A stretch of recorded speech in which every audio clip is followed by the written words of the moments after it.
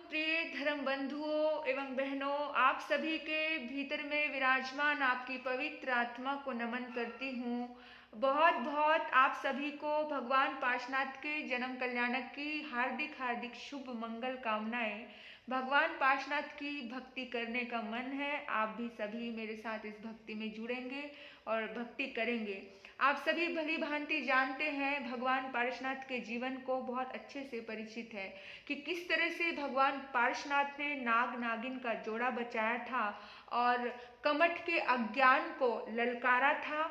और जिस वक्त कमठ के अज्ञान को ललकारा तो कमठ भी बहुत ज्यादा क्रोधित हो गया था और जन्मों जन्मों का वैर लेकर तो वो कमठ चल ही रहा था, लेकिन इस जन्म में उसे होश आता है, इस जन्म में। लेकिन याद रखना मेरे बंधुओं, जो व्यक्ति एक तरफ का वैर करता है, एक तरफ का वैर, उस एक तरफ के वैर की वजह से हर बार कमठ को दुर्गति मिलती है, हर बार नरक मिलती है और भगवान पार्शनाथ का जीव हर जन्म में शांति रखता है और उन्हें देवलोक मिलता है। तो जो व्यक्ति शांति रखता है उसको उसका उद्धार होता है, जो द्वेष नहीं रखता उसका कल्याण होता है। आप सभी जानते हैं कि ये कमठ और भगवान पार्शनाथ पूर्व जन्म में, जन्मों जन्मों में पहले भाई थे और किस तरह से इनके बीच में मिसअंडरस्टैंडिंग हुई थी एक पत्नी को लेकर के, और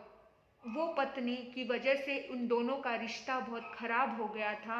तो मेरे बंधुओं, इनके जीवन से हमें बहुत सारी शिक्षाएं मिलती हैं कि अगर जिंदगी में कभी भी ऐसा मौका आए तो उस वक्त में आप जब अगर दो तरफ वैर होगा तो कैसी हालत होगी, आप सोचना जरा। जब एक तरफ वैर था तो भगवान बनने तक भी कमठ ने उनका पीछा नहीं छोड़ा। अगर दो तरफ वैर होता तो क्या होता। तो मेरे बंधुओं, भगवान पार्शनाथ बहुत ज्यादा महान दिव्य आत्मा, तीर्थंकर आत्मा थी, इसलिए भगवान पार्शनाथ की मुक्ति हो गई। लेकिन अगर हम भी दोनों तरफ वैर रखते हैं तो जिंदगी का उद्धार होना बड़ा मुश्किल होता है।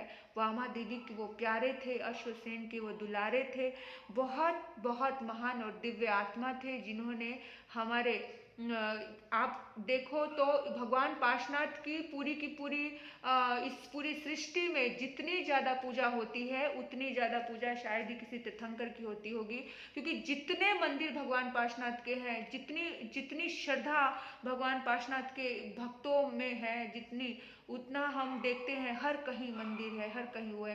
क्योंकि भगवान पार्शनाथ के जीवन में अगर कमठ ना आता तो भगवान पार्शनाथ की वो दिव्यता छुप जाती। क्योंकि कहते हैं नायक के साथ खलनायक जब होता है तो खलनायक की वजह से ही नायक का रूप उभर के आता है। तो भगवान पार्शनाथ जिस तरह से उभरे जब उन्होंने नाग नागिन का जोड़ा बचाया और कमठ को सत्य कहने पर, मतलब जहाँ सत्य दिखा, जहाँ सही चीज लगी वहां पर उन्होंने उसको ललकारा। तो मेरे बंधुओं, जिंदगी में जब जब भी आपको किसी को बचाने का अवसर मिले तो किसी भी जीव को, किसी भी त्रेंच को, तो कोई भी हो, कुत्ता हो, बिल्ली हो या सांप हो, कोई भी जीव जंतु हो, सब जीना चाहते हैं। कोई भी मरना नहीं चाहता, सबके सब जीना चाहते हैं। तो मैं आपको इतना ही कहना चाहती हूँ कि भगवान पार्शनाथ के जीवन से एक संदेश लेना है हमको कि हमें त्रेंच गति के जीवों को भी दया करनी है, करुणा करनी है, प्रेम बरसाना है और उन्हें जब भी उनको पीड़ा में देखो आप तो आपको नकार मंत्र सुनाना है। आज भगवान पार्शनाथ के जन्म कल्याणक पे यही हमें नियम लेना है कि जब भी हम भगवान को याद करें और जब भी हमें लगे कि भाई अरे कहीं आसपास कोई त्रेंच है, उस वक्त भगवान का स्मरण कर लेना कि भगवान जैसी दिव्य आत्मा ने भी त्रेंच गति के जीवों की रक्षा की है। तो क्या हमें नहीं करनी चाहिए। हमारी वो आदर्श है, उनके पद चिन्हों पर हमें चलना चाहिए। तो जब भी आपको कोई दिखे कि कोई जीव जंतु कष्ट में है तो उनको नकार मंत्र सुना के, उनको धर्म का शरणा दे के उनका उद्धार करें। क्योंकि देवी पद्मावती और धर्मेंद्र वही देवी पद्मावती और धर्मेंद्र पार्शनाथ के भक्त हुए। क्यों हुए भक्त पता है आपको? भक्त क्योंकि उन्होंने नकार मंत्र सुनाया। जब आत्मा को किसी से कोई आत्मा किसी को धर्म से जोड़ती है तो वो जन्मों जन्मों का क्या हो जाता है, जन्मों जन्मों का मित्र हो जाता है, जन्मों जन्मों का आपका भक्त बन जाता है।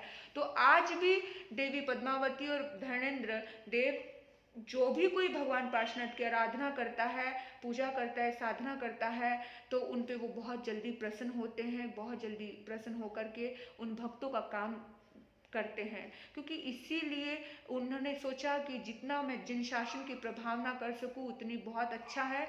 क्यों क्यों वो सोचते हैं, क्योंकि उनको नवकार का शरणा मिला था। तो आज एक नाग नागिन को उन्होंने उस समय नवकार का शरणा दिया और वो देवगति में गए। इस तरह से हम भी किसी जीव को मित्र बना सकते हैं, हम भी किसी जीव को अपना बना सकते हैं। तो कभी भी किसी भी स्थिति में कोई जीव तड़पता हुआ नजर आ जाए, उसे बचाने की कोशिश करना और उसे नवकार सुनाने की कोशिश करना। तो बस भगवान पार्शनाथ का जन्म कल्याणक मनाना हमारे लिए सार्थक हो जाएगा। आप सभी को फिर से भगवान पार्शनाथ के जन्म कल्याणक की हार्दिक हार्दिक शुभ मंगल कामनाएं। ओम शांति।